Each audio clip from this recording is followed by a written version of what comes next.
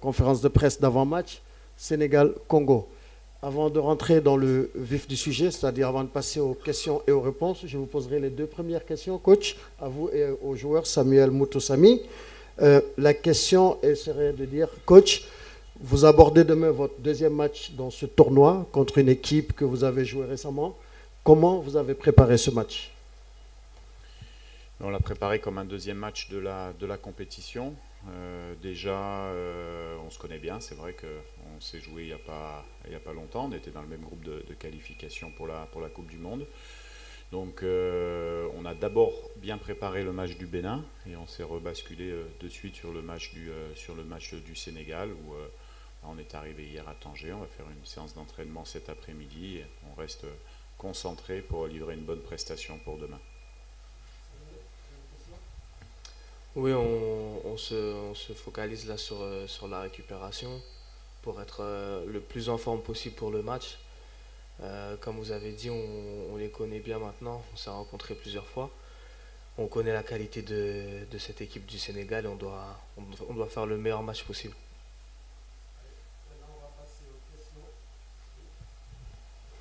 Bonjour, c'est Zorna Fall du groupe des médias, Fantivisik FM. Je suis la coach.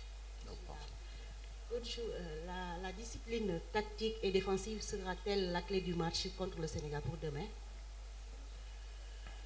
Oui, c'est toujours quand on joue le Sénégal qui est pour moi une des meilleures équipes d'Afrique.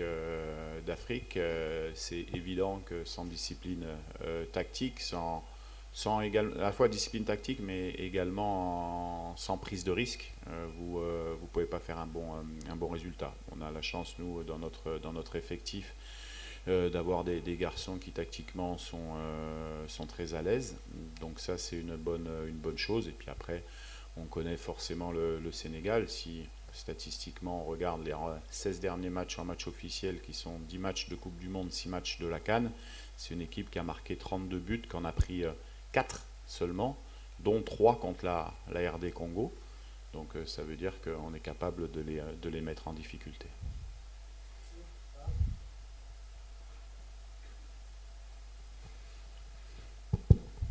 Tizan Dombele, 10e rue télévision de la RDC. Bonjour coach. Bonjour. Coach, par rapport au match de demain, déjà la CELCOM de la CAF a pris des dispositions très sérieuses pour éviter que la presse des deux pays se mette ensemble. Donc comprenez le niveau mental, le niveau de l'enjeu du match. Et au-delà de ça, il y a la 3e délégation des supporters congolais qui ont quitté Kinshasa, qui sont arrivés à Kinshasa. Excusez, chef, allez directement à la question parce qu'on a beaucoup de monde et il faut jouer avec le temps et très peu de temps. Allez directement à la question, s'il vous plaît. En fait, la question est que les Congolais dans l'ensemble préfèrent jouer la vengeance de Kinshasa. Et quel est le choix de Sébastien Desabre entre la vengeance et le deuxième match de groupe D de la CAN, même si c'est deux compétitions différentes? Nous, on est focus sur ce qui se passe. Bien sûr qu'on prend en considération ce qui s'est passé, mais ce qui va nous intéresser, c'est le moment présent et même, j'allais dire, le futur. Donc, que ce soit le Sénégal aujourd'hui ou que ce soit une très bonne équipe d'Afrique, puisqu'on joue le chapeau 1 de notre poule, on est concentré de la même manière, il n'y a pas de différence particulière.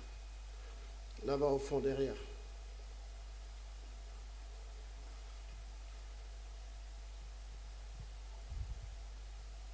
Allô. Coach, bonjour. C'est Junior Bompema de la radio-télévision nationale congolaise. Généralement, à ce genre de compétition, tous les matchs sont des finales et vous allez les aborder, je pense, en tant que tel. Mais au fait, l'enjeu ici, c'est la première place qu'il faut, après ce match, qu'il faut décrocher.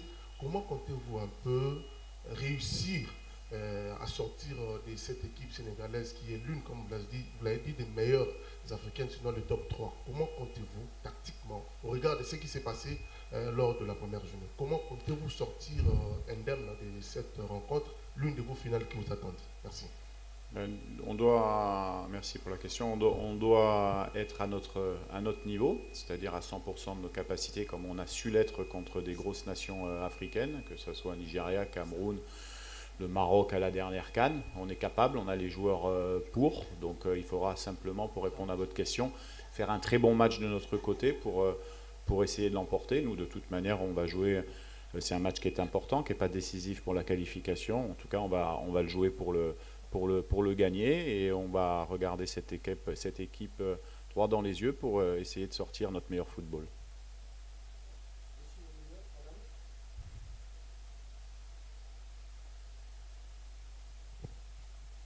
Ma question s'adresse à Mouto Sami.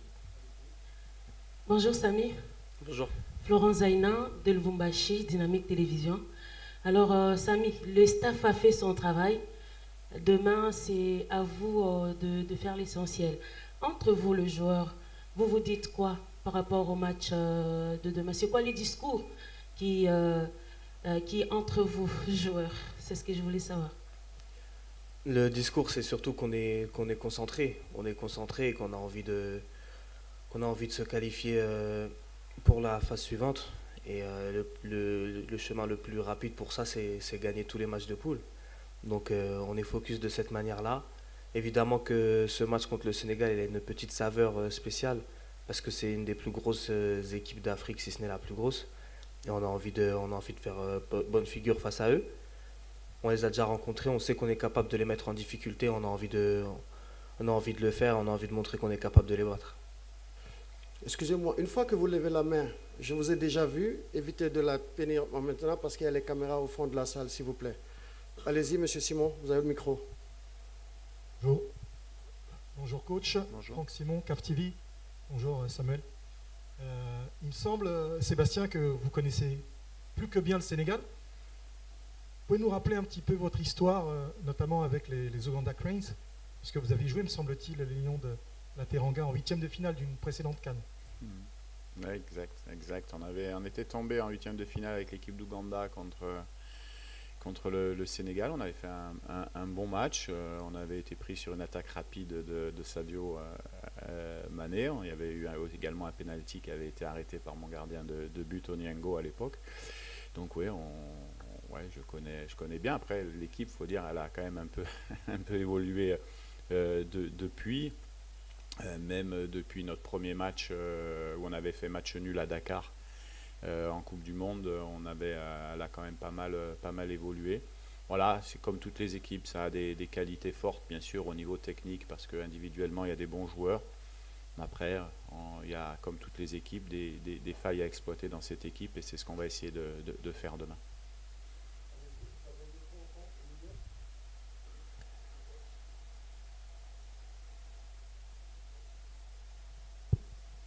Bonjour coach, c'est Christian Bokaya pour le compte de Télé 50. Je suis là au milieu. Ok, c'est bon. Ma question c'est par rapport à Mathieu et Polo qui réalisent une mi-saison exceptionnelle avec le Standard de Liège. Est-ce qu'il a la chance de faire ce premier pas avec l'équipe nationale en officiel demain?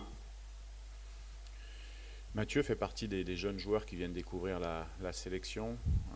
Il commence à apprendre le fonctionnement, à s'intégrer très bien dans le groupe. Comme vous l'avez dit, c'est un gardien